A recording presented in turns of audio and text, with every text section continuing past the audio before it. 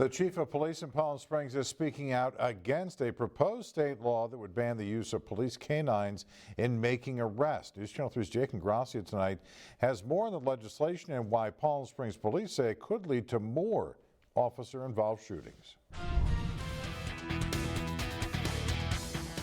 Chief Andy Mills here at Palm Springs Police Department says that canines are a key tool for successfully getting suspects to surrender. And he says an unintended consequence of that proposed California legislation could be increased police use of force.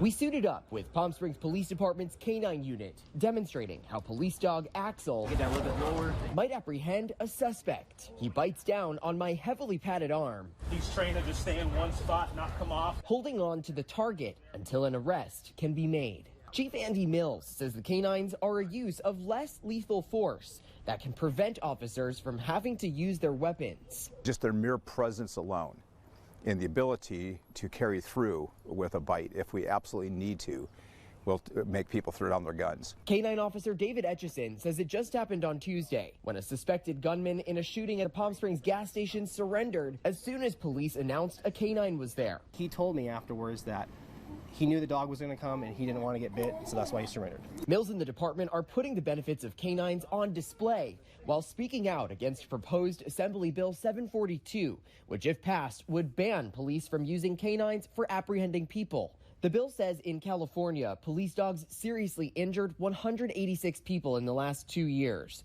more than batons or tasers.